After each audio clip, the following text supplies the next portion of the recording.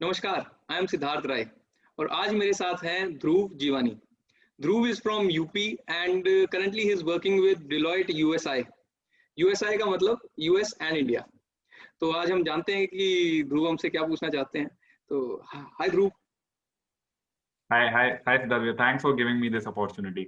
Okay, thank you for coming. बताइए क्या question आपका। सिद्धार्थ भैया, मैं ना ये आपसे काफी टाइम से पूछना चाहता था। जैसे जो हम जस्ट कॉलेज पास आउट्स हैं, जिनकी एज रेंज नियर अबाउट 21 से 24 के बीच में है, एंड हमारा पे ब्रैकेट 30 to 80K के बीच में है। तो ओके हम लोग स्टॉक मार्केट को डेली बेसिस पे नहीं देख सकते, क्योंकि ऑब्वियसली हमारी साथ में जॉब है। तो ओके। हम लोग के लिए, अगर हम लोग अपनी सेविंग के बारे में सोचें, तो क्या एक परफेक्ट स्ट्रैटेजी आप हमें बताना चाहोगे कि हम कहाँ पे इन्वेस्ट करें, जिससे हम अपने लॉन्ग टर्म सेविंग्स के बारे में सोचते हुए, उसका ध्यान रखते हुए इन्वेस्ट करें? अच्छा जी। आई थिंक ध्रुव इस क्वेश्चन से काफी और लोग भी रिलेट कर पाएंगे, क्योंकि मेरे एग्जैक्टली। व्यूअर्स मैंने देखा है कि काफी इस कैटेगरी से बिलोंग करते हैं, जो जिन्होंने अभी जॉब स्टार्ट की है या फिर अपना प्रोफेशनल करियर स्टार्ट किया है। तो देखो ध्रुव, तुम्हें सबसे पहले तो अ, एक काम करना चाहिए कि अपनी सैलरी को किस तरह से डिवाइड करना चाहिए, उसका प्लान तैयार करना है। ठीक है, थोड़ी सी मेहनत करनी पड़ेगी इसके लिए तुम्हें। अब तुम्हें ये सोचना है कि तुम्हारी सैलरी का कितना हिस्सा तुम्हें रूटीन में एक्सपेंसेस में यूज करना है, एंड बाकी कितना हिस्सा तुम रेगुलरली इन्वेस्ट करने के लिए या सेव करने के लिए यूज कर सकते हो। ठीक है, अब ये इसके लिए बहुत सारे फॉर्मूलाज भी हैं, बट मैं तुम्हें सिंपल सा तरीका बताता हूँ कि तुम ये देखो कि ऐसी क्या अमाउंट है या ऐसा क्या परसेंटेज ऑफ सैलरी है जिसको हमेशा इन्वेस्ट करते रहने से तुम्हें कोई अपनी रेगुलर लाइफ के खर्चों से कॉम्प्रोमाइज नहीं करना पड़ता। ठीक है, मान लो कि 20% अमाउंट ऐसी है जिसको तुम अगर इन्वेस्ट करने के लिए यूज करते हो, तो उसके अंदर तुम्हें अपने रूटीन एक्सपेंसेस से कॉम्प्रोमाइज नहीं करना पड़ता। और वैसे भी तुम बैचलर हो तो मुझे लगता है कि तुम्हारे इतने एक्सपेंसेस तो होंगे नहीं।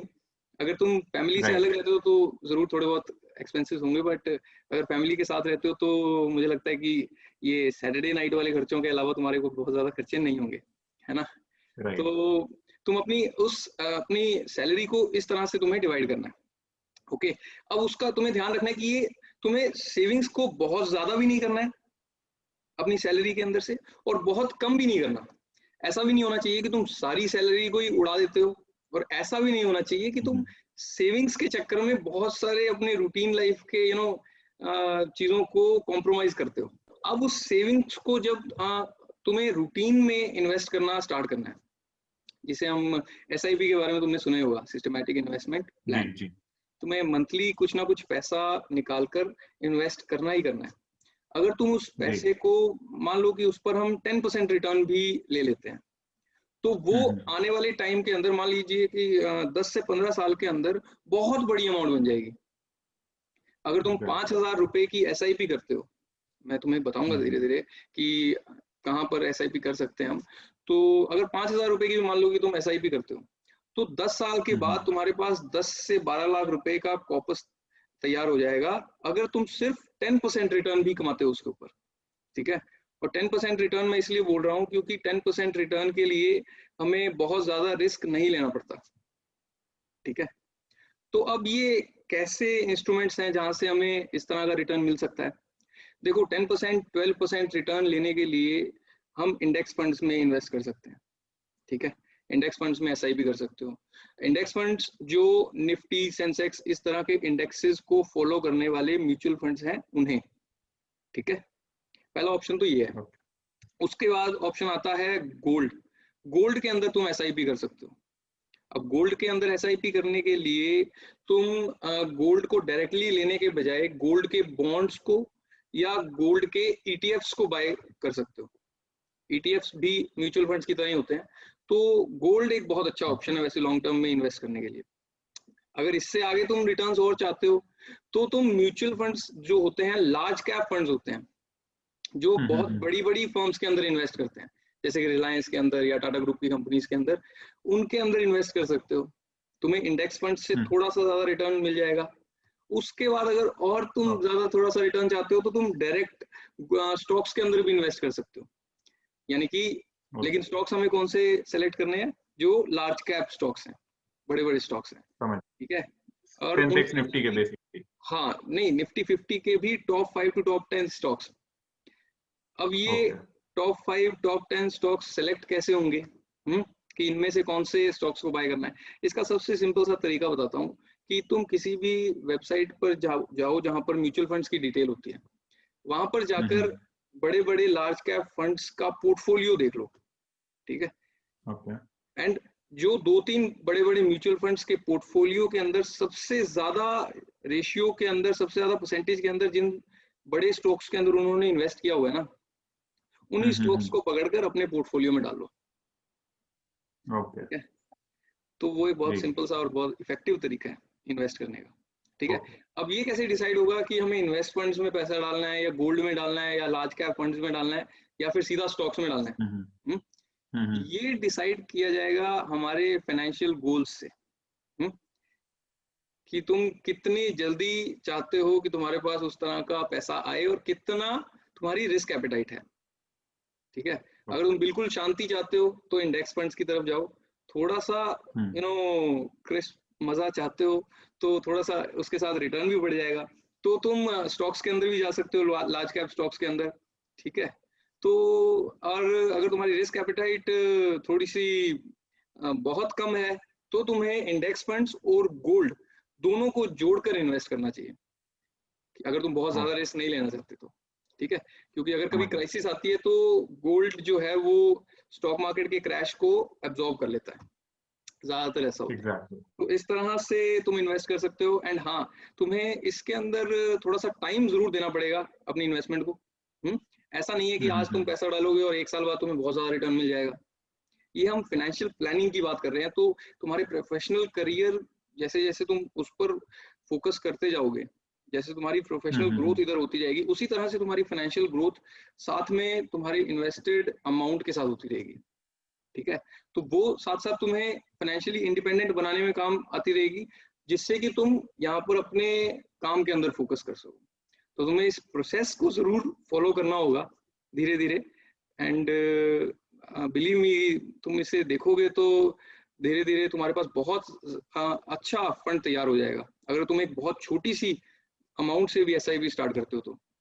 इसके लिए तुम थोड़ा सा काम करना कि तुम ये जो बड़े बड़े इन्वेस्टर्स हैं, वॉरेन बफेट, बेन ग्राहम, इनको थोड़ा बहुत पढ़ना भी स्टार्ट करो, जिससे कि हो सकता है कि तुम्हें इन्वेस्टमेंट के बारे में और पेशेंस के बारे में, पेशेंस करने से क्या बेनिफिट्स होते हैं, पेशेंस रखने से इन्वेस्टमेंट प्रोसेस के अंदर, वो उनके बारे में तुम्हें बहुत पता लगेगा।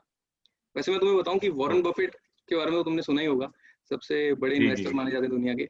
उनकी जो 99% से ज्यादा वेल्थ है वो 50 की एज के बाद उनके पास आई है, क्योंकि वो कंपाउंडिंग, जो उनके पैसे के रिटर्न्स के बाद जो कंपाउंडिंग हुई, कंपाउंडिंग का क्या होता है कि वो लेटर स्टेजेस के अंदर ज्यादा स्पीड पकड़ लेती है। कंपाउंडिंग के प्रोसेस में कुछ इस तरह से होता है, वो जैसे एक स्नोबॉल की तरह कहते हैं उसे, कि एक स्नोबॉल, अगर छोटी सी स्नोबॉल भी पहाड़ से गिरती आ रही है तो वो बड़ी होती होती होती होती बाद में जाकर बहुत बड़ी बन जाती है। तो इस तरह से कंपाउंड अगर अपने पैसे को तुम 10%, 12% के रेट से भी करते रहोगे, तो 5,000, 10,000 की SIP से भी, रेगुलर इन्वेस्टमेंट से भी 10 साल, 20 साल, 30 साल बाद तुम्हारे पास 1 करोड़, 1.5 करोड़, 2 करोड़, कम से कम इतने फंड्स इकट्ठे हो जाएंगे। तो ये बात है। तो सिद्धार्थ भैया, बहुत ही अच्छी स्ट्रैटेजी बताई आपने, लेकिन जो मतलब दूसरा डाउट था, क्या ये सही वक्त है SIPs में इन्वेस्ट करने का? क्योंकि बेसिकली अभी जैसे मैं थोड़ा बहुत मार्केट देखता हूँ तो डेली एक न्यू हाई आ रहा है। इनफैक्ट इकोनॉमी डाउन जा रही है, लेकिन स्टॉक मार्केट में डेली एक न्यू हाई आ रहा है। तो मैं सोच रहा था कि SIP में इन्वेस्ट करूं, बट फिर मैं रुक गया, क्योंकि मेरे को ये लगा कि अगर इतनी ज्यादा हाई है तो कहीं अचानक से ये कहीं एक बलून टाइप ना हो कि अचानक से स्टॉक मार्केट नीचे आ जाए। और SIP में ये क्या सही वक्त है एंटर करने का, या मुझे कुछ टाइम वेट करना चाहिए? जब हम SIP की बात करते हैं ना, तो उसके अंदर एक थोड़ी सी खासियत होती है कि SIP को हम कभी भी स्टार्ट कर सकते हैं। अगर तुम्हें एक लमसम अमाउंट इन्वेस्ट करनी हो ना, तब ये जरूर सोचने की बात है कि मार्केट्स ऑल टाइम हाई पर हैं या बबल तुम्हें लग रहा है या जो भी लग रहा है। अगर तुम लमसम अमाउंट, मतलब एक बार में अपने पूरे पैसे को इन्वेस्ट कर रहे हो, तो वो बात जरूर सोचने की है।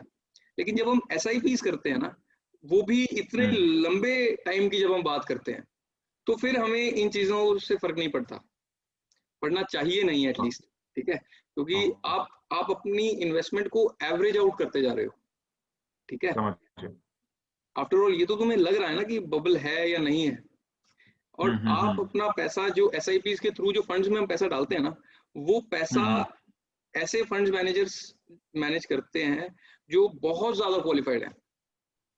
समझ लो इस बात को, कि हम तो सिर्फ बैठे बैठे ये बात सोच सकते हैं कि मार्केट के हमें क्या लगता है क्या नहीं लगता है, बट वो जो फंड मैनेजर्स हैं उन्हें 20 साल 25 साल 30 साल का इसी चीज का एक्सपीरियंस है फंड्स को मैनेज करने का। एंड अगर उन्हें इस तरह की कोई सिचुएशन लग रही होती है तो वो भी उस पैसे को वहां से निकाल ही लेते हैं, समझ लो।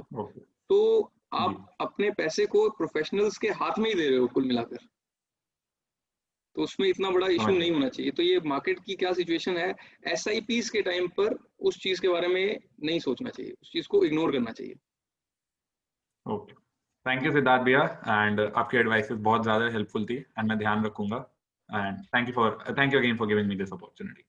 Okay, thank you Dhruv, thank you for coming and thank you for joining. So मजा आया तुमसे बात करके। इसी तरह से सीड इन्वेस्टिंग को फॉलो करते रहिए एंड सीड इन्वेस्टिंग के YouTube चैनल को सब्सक्राइब जरूर कर लीजिए, जिससे कि आगे भी मैं इसी तरह की वीडियोस के साथ के थ्रू आपके साथ जुड़ा रहूं। Thank you so much.